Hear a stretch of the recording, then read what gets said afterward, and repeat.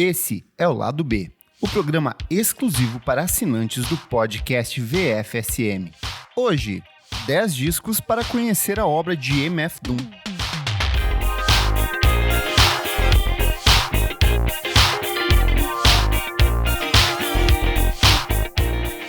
Daniel Dumile, o MF Doom, talvez seja um dos personagens mais enigmáticos e revolucionários do rap estadunidense.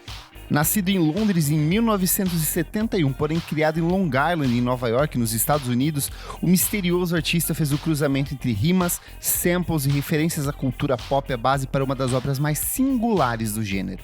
Morto em outubro de 2020, mas com falecimento anunciado somente no dia 31 de outubro do mesmo ano, o artista, que colaborou com nomes como Bad Bad Not Good, Madlib, The Avalanches e Danger Mouse, deixa uma extensa seleção de álbuns, muitos deles lançados com diferentes pseudônimos e identidades criativas. Mas por onde começar a ouvir a obra desse artista tão prolífico? Para ajudar você nessa jornada, eu preparei uma seleção com 10 discos que vão ajudar a entender um pouco da mente e das diferentes abordagens criativas do MF Doom ao longo da carreira. Vamos lá? 10. KMD, Mr. Hood, de 1991. Em um ano que revelou clássicos como Nevermind do Nirvana, Loveless do My Bloody Valentine, Daniel Dumile estreava com Mr. Hood, primeiro disco do grupo KMD. Obviamente ele não se apresentava como MF Doom na época, que é uma identidade que ele veio adotar muitos anos depois, porém utilizava outro pseudônimo, Zav Love X, e era acompanhado pelos parceiros DJ Subrock, que era o irmão dele, e o Onyx, The Bravestone Kid Rodan.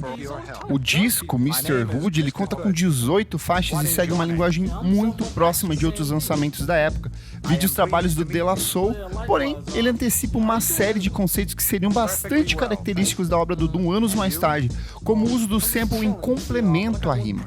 Diferente do que o Kanye West e outros nomes popularizaram nos anos 2000, o sample para o KMD não era utilizado como uma base para a canção, mas como um apoio e resposta para muitas das narrativas poéticas propostas pelo grupo.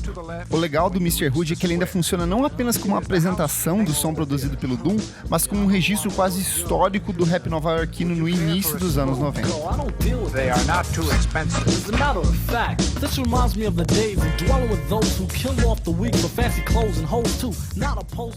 9. KMD, Black Bastards, de 2001.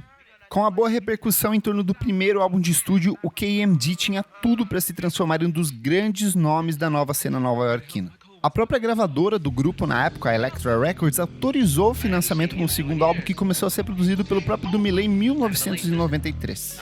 Porém, uma série de acontecimentos trágicos tirariam o grupo de circulação. Durante as gravações do álbum, o Onyx de Bryson Kid Rodan decidiu abandonar o KMD porque ele queria se dedicar aos estudos dele, e o DJ Subrock, que é o irmão do Doom, morreu atropelado em um acidente de carro.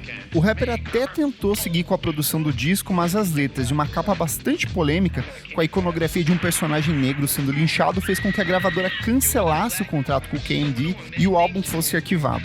Foi somente em 2001 que o disco foi apresentado oficialmente e revelou uma seleção de faixas que discutem temas raciais e políticos de forma tão realista quanto marcados pelo lirismo ficcional do rapper.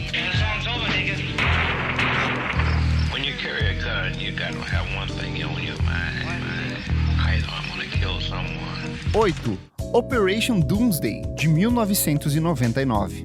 Agora sim a gente está falando do MF Doom. Pela primeira vez, o Daniel Dumile abandona o pseudônimo do Zav Love X e passa a se apresentar com uma máscara de Dr. Destino, grande vilão do Quarteto Fantástico. A própria base instrumental do disco, que foi toda produzida por um tal de Metal Fingers, que é outra identidade do artista, foi concebida em sua maioria a partir de samples extraídos da série animada do Quarteto Fantástico nos anos 60. E isso viria a ser uma das grandes marcas do MF Doom ao longo de toda a carreira dele. Claro que isso não impediu o rapper de transitar por diferentes ritmos e possibilidades dentro de estúdio, proposta que vai do neo soul ao R&B de forma sempre detalhista, torta, flertando com elementos do jazz e até da música psicodélica. Musicalmente, ele acaba até dialogando com outros trabalhos lançados na mesma época, como o Aquemini do Outkast, por exemplo. Sem dúvidas, uma excelente forma de mergulhar na obra do MF Doom é por esse disco.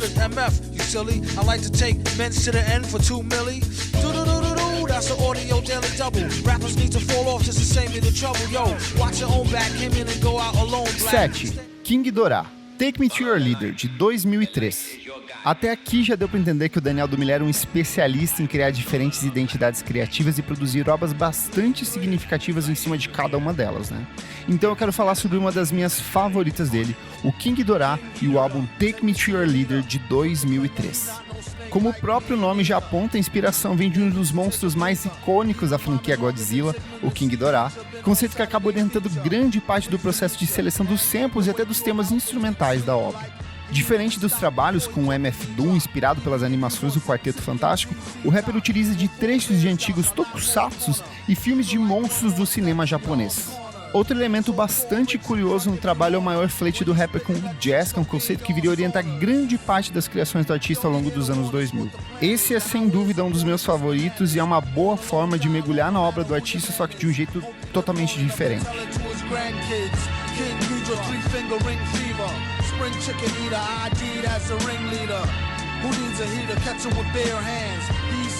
Seis, Special Herbs, de 2001 a 2006. Além da capacidade de explorar diferentes identidades artísticas, uma das principais marcas da obra do MF Doom é que ele era um cara muito, mas muito prolífico. São centenas de composições, parcerias, remixes, versões, esboços, releituras conceituais para músicas produzidas pelo próprio artista e uma infinidade de canções que sequer foram lançadas oficialmente ou viram a luz do dia. Uma boa síntese desse intenso processo criativo está na série Special Herbs, produzida entre 2001 e 2006. São 9 discos, mais de 80 músicas e um total de 3 horas de duração em que o Dumile compila diferentes músicas instrumentais e bases que acabaram de fora dos trabalhos como MF Doom ou como King Dorá. Uma verdadeira viagem que, junto das criações do J Dilla, do Madlib, ajudariam a consolidar esse conceito do hip hop instrumental, do lo-fi beats e toda uma série de registros que hoje são bastante consumidos e acabaram virando moda no YouTube. Quer relaxar? Pega a coletânea que reúne todas as edições dessa série e bota pra tocar. É uma delícia.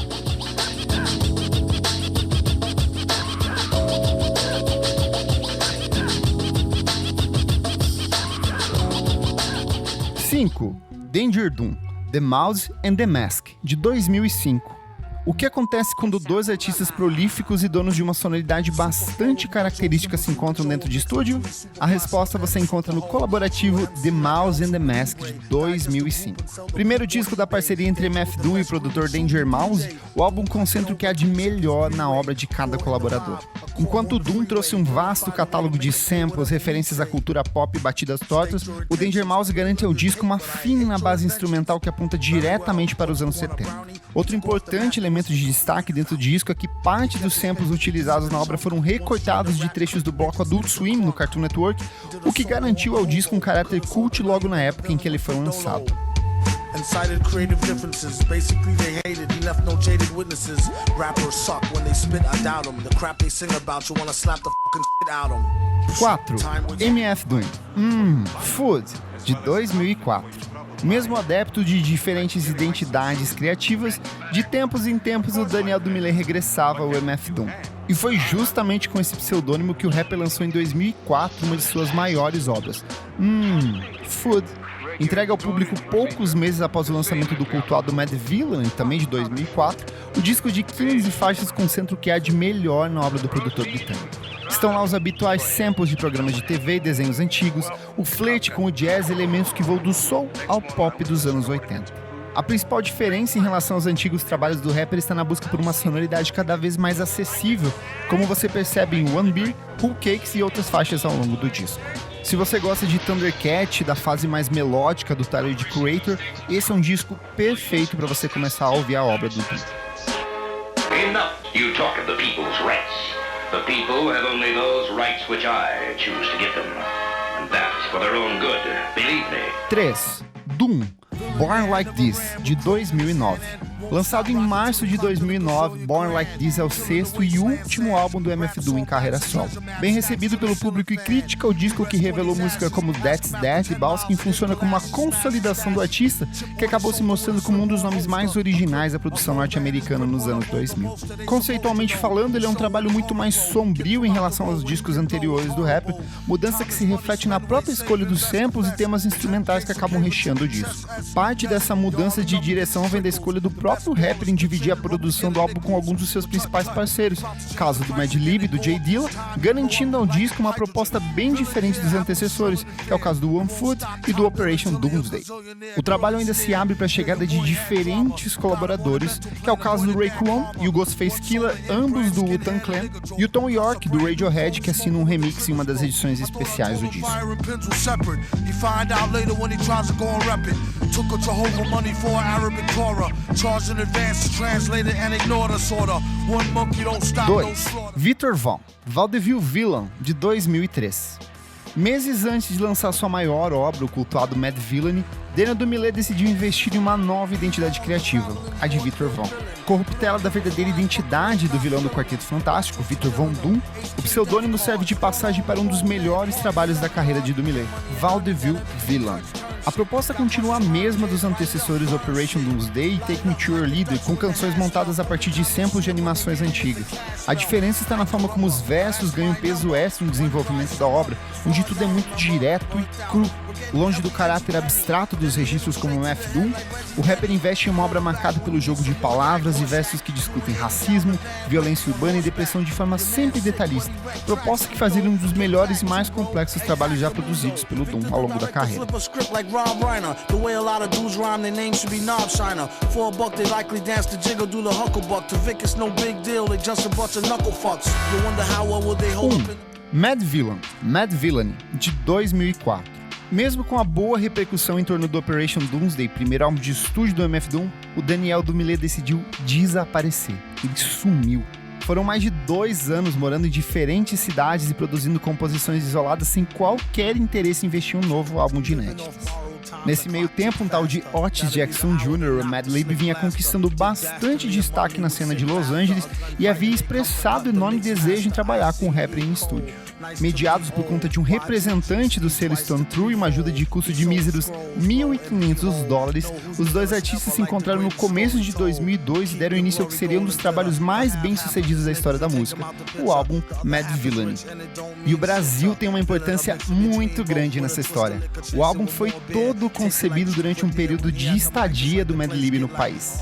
A própria base do álbum foi em grande parte montada a partir de trechos de músicas de artistas como Maria Bethânia, o Terço e o pianista Valdir Camon, material que posteriormente foi completo pelas rimas do MF Doom e outros retalhos conceituais que passeiam por diferentes campos da música negra dos Estados Unidos.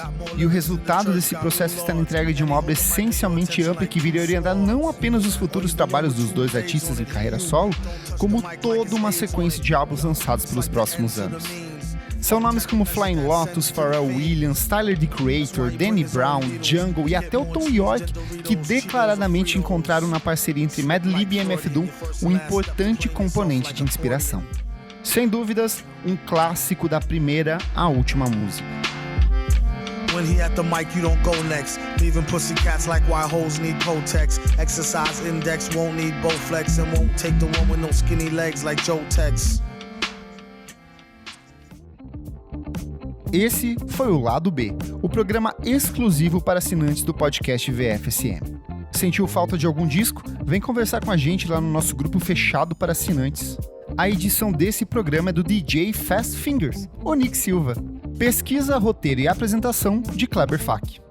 Até a próxima!